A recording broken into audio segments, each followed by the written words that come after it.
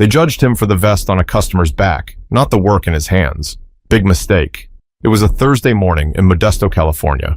The kind of morning where the sun's already burning through your shirt by 9 a.m. and the concrete smells like heat.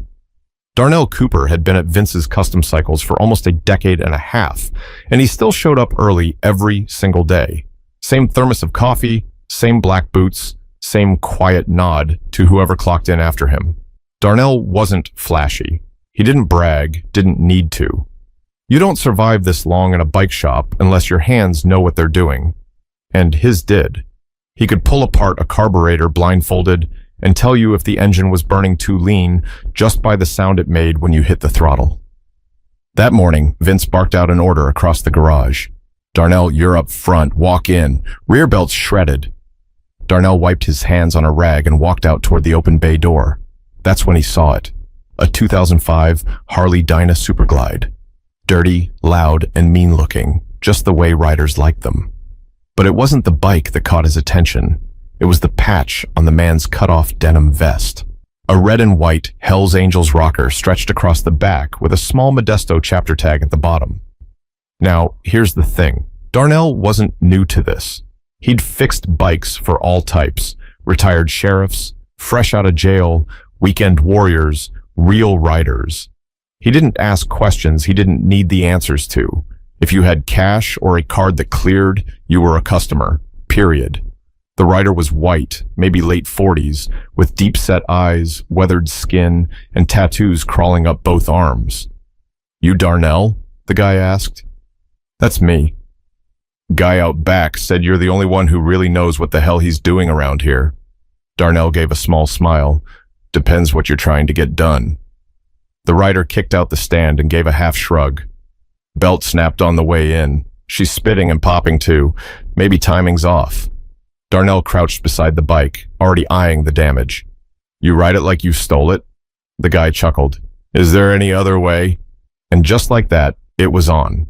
Darnell rolled the bike inside, started the inspection. They talked a little, small stuff. Engine mods, preferred oils, what tires held up best in Cali heat. Nothing personal. The guy's name was Royce. Didn't offer a last name, and Darnell didn't push. They shared a mutual respect. Riders and mechanics understand each other on a different level. It's about trust. You trust the person under your bike not to mess you up when you're doing 90 down I-5. After about an hour, Darnell had replaced the belt, tuned the timing, tightened the chain, and cleaned the air filter just for good measure. Royce grinned. "Feels better already, and I ain't even sat on her." Darnell smirked. "She'll hold up. Just don't ride her like you're invincible." Royce held out a calloused hand. "Appreciate it, man. You know, people don't always treat us right. You didn't flinch. You just did the work." Darnell shook his hand. "I fix bikes. I don't fix people." The moment felt genuine. Two men from completely different worlds connected by grease, gas, and grit. Darnell watched as Royce peeled out of the lot, engine growling like a dog off its leash. But someone else had been watching too. A coworker, Zach. Young guy, new. Thought he was slick, thought he was funny. Took a photo on his phone while Darnell worked on Royce's bike. Captioned it, "Guess who's patching up the Angels today?" He didn't show Darnell, didn't tell Vince. Just tossed it on his private Instagram, thinking it'd get a few laughs. But that post, that one photo, it was about to turn Darnell's entire life upside down. By the next morning, Darnell noticed the energy in the shop felt off. Not loud, not tense, just different. Fewer hellos, less eye contact. Like folks were watching him, but nobody wanted to admit it. He brushed it off at first. Maybe it was the heat. Maybe people were just tired. But when Vince walked past him in the bay without even a nod, Darnell knew something wasn't right.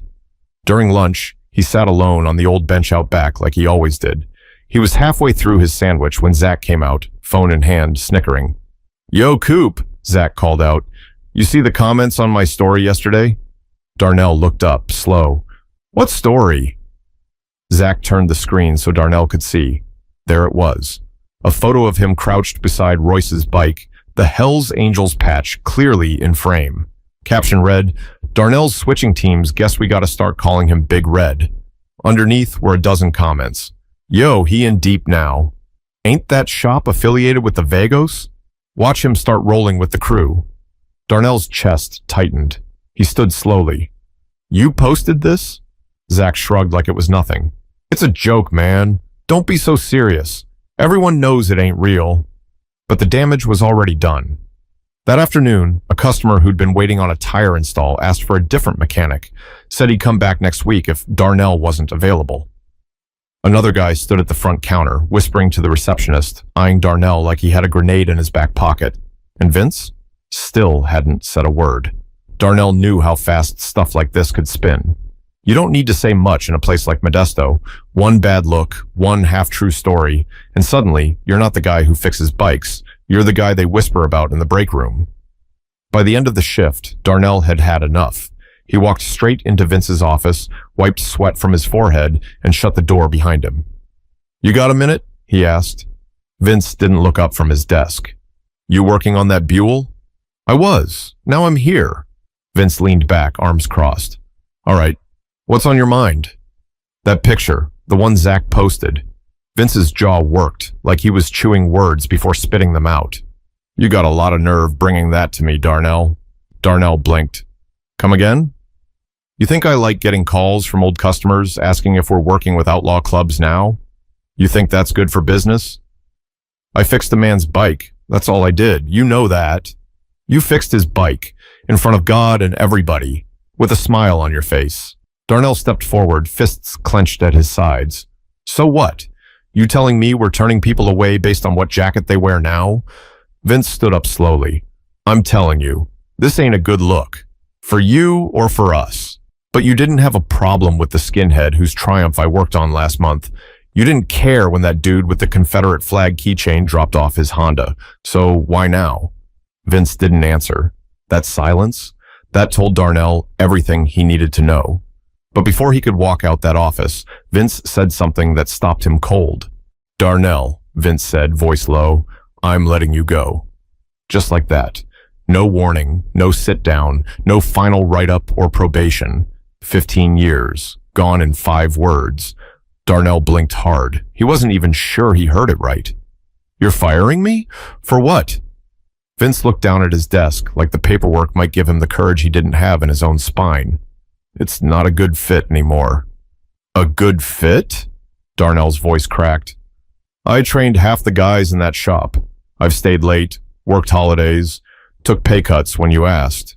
Now I'm not a good fit? Vince avoided his eyes. This isn't personal. Everything about it is personal. The room felt small, airless. Darnell's ears were ringing. He couldn't tell if it was heat or anger or just disbelief. You know what this is, he said, voice low now. It ain't about no damn photo. You're afraid of what people think, not what's real. Vince didn't deny it, didn't even try. He reached into a drawer, pulled out a thin envelope, and slid it across the desk. Final check, plus your vacation hours. Darnell didn't touch it. You ever think what kind of message this sends? He asked. To everyone else? To the young cats in that shop watching how you treat people? Vince finally looked up. I'm thinking about keeping my doors open, Darnell. That's what I'm thinking about. Darnell stared at him for a long second, then turned and walked out without a word. The sound of the office door clicking shut behind him felt louder than any argument. The shop was quieter than usual.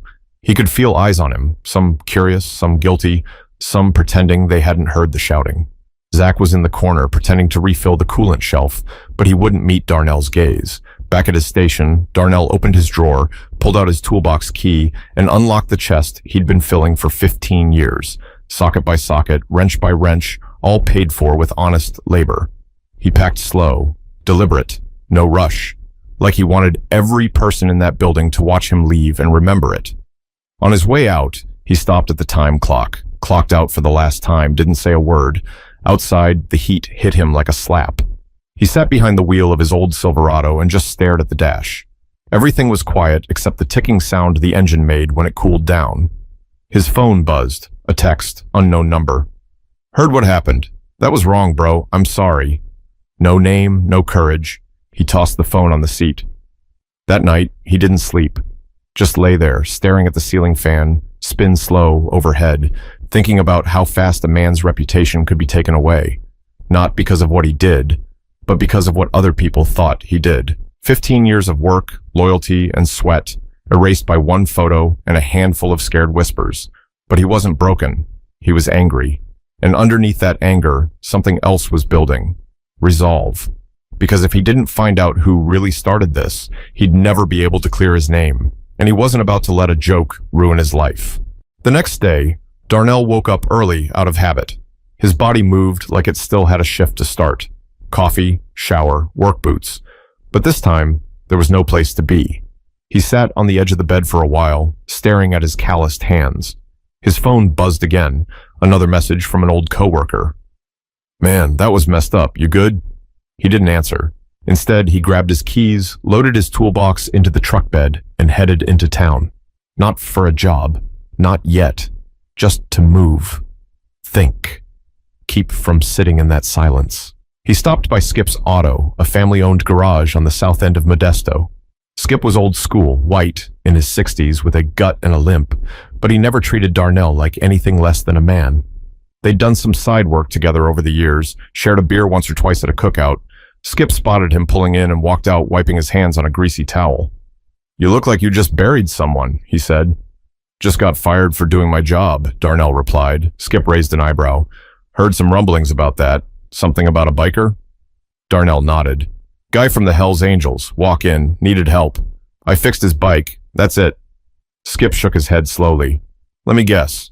Some punk took a picture, it got twisted up, and Vince folded like a lawn chair. That about sums it up." They stood there for a beat. Skip leaned against the doorframe, squinting at the street. "I hate to say it," he said finally, "but I've seen this movie before. You're black, and he was a white biker with a reputation. People start assuming things. Nobody wants the heat. They let you take the fall." Darnell didn't say anything. He didn't have to. The truth had already been spoken. "You need anything?" Skip asked. "Money? Work?" "Appreciate it," Darnell said, "but I'm not done with this yet." That night, Darnell sat at the kitchen table staring at the photo Zach posted. It was still up. Dozens more comments now. A few were jokes. Others weren't. One of them said, "So Vince's shop is doing business with gang members now?" Another, "I always knew something was off about that dude." He clicked through the usernames. Local folks. People he'd seen around town. And then he found one that made his stomach turn. At Reeves Body Paint 209. It was a rival shop across town. They weren't subtle either. The caption on their repost read, "Our team keeps it clean. No gangs, no questions." That's when Darnell understood. This wasn't just some prank gone wrong. It was calculated, used against him. There were people who wanted him out of the picture. And Vince? He didn't defend Darnell, didn't correct the story. He just let the narrative run wild, let people think what they wanted if it meant protecting his image. Darnell opened his notebook. He started writing down names, dates, comments, anyone who had shared or reposted that image. He wasn't planning revenge. He was building the truth, step by step.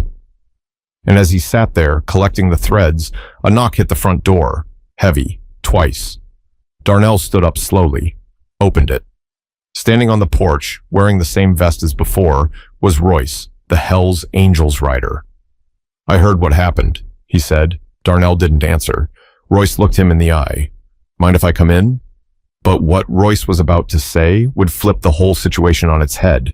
Darnell stepped back just enough for Royce to come in. He didn't say welcome. Didn't need to. The room was quiet, except for the buzz of the old refrigerator. Royce looked around like he hadn't expected it to feel so normal. Just a clean place with family photos, tools on the table, and the smell of fresh coffee lingering in the air. "I saw the post," he said finally. "Didn't take long before it started getting round." Darnell leaned against the wall, arms folded. "Guess it doesn't matter what the truth is when the lie sounds better." Royce gave a nod. "Yeah. People love a story. Don't care if it's real." Then he looked Darnell straight in the face. "You lost your job over that?" Darnell gave a short breath. "Fired the next day. No discussion. Just bad optics and a final check." Royce's jaw clenched. "You ever stop to ask who wanted that to happen?" That got Darnell's attention. "What do you mean?" Royce sat down across from him, pulled out his phone, and scrolled through some messages. "There's a guy I know from back in the day, body workshop near the freeway. Name's Trevor Baines. Used to ride, used to talk big, never patched in. Always wanted to be affiliated, but nobody trusted him. Reeves Body Paint, Darnell said, already connecting the dots. Yeah, that's him. I heard he's been trying to run Vince out for years. Kept saying the shop was losing authentic riders. This was his shot. All he needed was a crack. Darnell stared at the table, feeling the weight of it. So he took a photo that wasn't his, spun a lie, and spread it to cut Vince off at the knees. Royce nodded. He reached out to a guy I know, asked if I was doing business with your shop. Told him I dropped my bike off. Next thing I know, he's reposting your photo and talking like I'm your blood brother. Darnell let that sit for a second. Why are you telling me this? Royce stood up. Because you didn't judge me. I walked in wearing that patch, and you treated me like a man. That matters more than you think. Darnell followed him to the door. Royce paused before stepping out. You get the truth straight. Let me know. I don't mind setting the record right if that's what it takes. As the door shut behind him, Darnell felt something shift. This wasn't just a misunderstanding anymore. It was a setup. A calculated one. And he knew exactly where to start. The next morning, he showed up at Vince's shop with a folder under his arm and a fire in his chest. He didn't go through the side like he used to. He walked straight in the front and waited until Vince looked up from the register. What the hell are you doing here? Vince asked. Darnell set the folder on the counter. This, he said, tapping the cover, is everything. Every repost, every comment, every message linked to that photo. Most of it tied back to Trevor Baines and Reeves Body Paint. He's been trying to squeeze you out for months. Vince's face shifted, but he said nothing. And the kid who took the picture? Zach? He's the one who handed it over. Might want to ask him how much Baines paid him. But what Vince did next, Darnell never could have predicted it. Vince stared at the folder, hands resting on the counter like he wasn't sure whether to pick it up or throw it in the trash. For a moment, he said nothing. Just stood there, face tight, eyes flicking between the paperwork and Darnell's face. Then he finally spoke. You saying Zach sold you out? That he was working with Baines? I'm saying you fired the wrong man, Darnell replied. Vince opened the folder and flipped through the pages. There were screenshots, repost timestamps, comment logs. At the bottom, a printed message between Zach and a burner account, an account linked to a number used by Reeves Body Paint. Zach had sent the photo himself. He sold it, Darnell said. Not for much either, couple hundred. That's all it took. Vince rubbed the back of his neck. His voice dropped. I didn't know. You didn't want to know. Vince looked up, tired now. You gotta understand, Darnell. People were calling. Clients we've had for years. My rep was on the line. So you threw me under the bus. I made a call under pressure. Doesn't mean it was the right one. Darnell nodded once. No, it doesn't.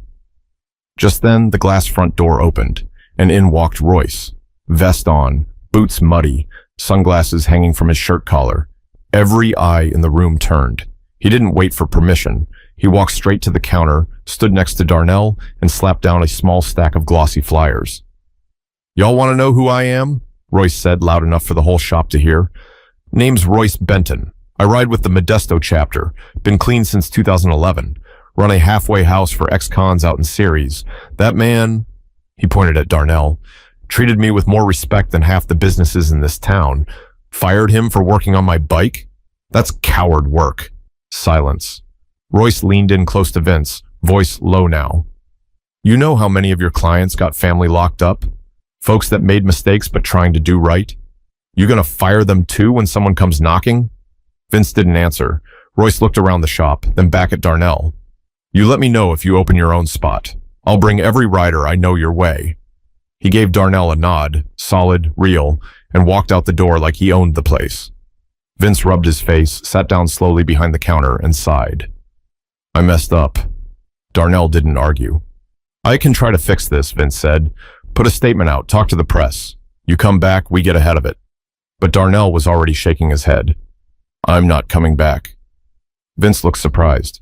Why not? Because you didn't have my back when it mattered. And now that the smoke's clearing, you're just trying to protect your name. I can't work in a place where loyalty only goes one way. He picked up the folder, tucked it under his arm, and turned to leave. As he walked through the front door, he glanced over his shoulder one last time. You want to make this right? He said. Start by telling the truth, loud and clear. But Darnell wasn't done yet, because if this town had turned its back on him, he was about to show them what rebuilding from nothing really looked like. The next week moved fast. Darnell didn't sit still. He wasn't the type. Instead, he got to work making calls, knocking on doors, shaking hands, people who knew his name, who'd seen his work, who had bikes in their garages, and no one they really trusted to touch them. One of the first to answer the call, Royce. He wasn't bluffing when he said he'd bring riders. Word spread through the community. Black riders, Latino riders, even a few white guys who kept their politics quiet, but their bikes loud. A patch didn't matter. What mattered was honesty, skill. Someone who didn't talk down or jack up prices just because you looked like you didn't belong. By Friday, Darnell had 4 bikes in his driveway and a 5th being trailered in from Stockton. He wasn't waiting for a building. He started from his garage, a folding table, a jacklift, old tools, and a plastic bin for parts. But it worked, and it felt real. Then the story hit local news. Mechanic fired after helping biker. Was it fair? They didn't get everything right, but the core was there. Zach had leaked the photo. Reeves' body paint had spun it into a smear. And Vince? He gave a quote at the end, voice shaky on the recording. I made the wrong call, he said. I let fear talk louder than facts. The phone started ringing, some calls from reporters, some from old clients who felt bad for staying quiet. A couple just said, man, we saw the news, that was wrong. And then there was the one that made Darnell pause. It came from a woman named Charlene Morales, a retired parole officer. She ran a nonprofit that helped formerly incarcerated riders get back into the workforce. Said she had a few guys with tools and time, but no one who'd give them a shot. You build something, she said. We'll send you work. Good men. Just need a break. Darnell sat in silence after that call, not because he didn't know what to say, but because for the first time in days, the bitterness started to lift. That weekend, he called in a favor from Skip, borrowed a small corner of the old junkyard next to his lot. Skip said he'd help him pour concrete if it came to that. Said the city owed him anyway for a mess they made years ago. They set up a tent, brought out work lights. A few guys showed up with their bikes and their stories. One of them was Marcus Bright, 39, fresh out after doing time for a bar fight that got out of hand. Had been turned away from 2 shops that week. Darnell handed him a wrench. Ever pulled apart a primary? He asked. Marcus grinned. Not in a while, but I still remember. That moment mattered. This wasn't just about a job anymore. It was about giving people like Marcus a reason to show up, just like Darnell used to do every morning at Vince's shop, long before a photo made him dangerous. Later that night, Darnell updated the nameplate on the garage. Cooper's Rebuild and Repair. Underneath, painted in red, no judgment, just work. But even with momentum building, there was still one last surprise waiting, something Darnell never saw coming. The Monday, after Cooper's Rebuild and Repair officially opened, a matte black Ford F-250 pulled into the gravel lot just after noon. Darnell was under a Yamaha V-Star, wrench in hand, when he heard the door slam. He slid out from under the bike, wiped his hands on a rag, and looked up. It was Vince. No clipboard, no folder, just him. Wearing jeans and a wrinkled shop tee, hands in his pockets. Darnell didn't say anything, just waited. Vince looked around. Tarp-covered bikes, tools on plastic shelves, a few riders sitting on folding chairs drinking from paper cups. Nothing fancy, but it felt alive. You built this fast, Vince said. I didn't have time to waste, Darnell replied flatly. Vince nodded slowly. I came to say something. Maybe late, maybe it don't matter, but I'm going to say it anyway. Darnell crossed his arms, but didn't stop him. I got scared, Vince said. Not of you, not really. I got scared of what people would say, the looks, the whispers.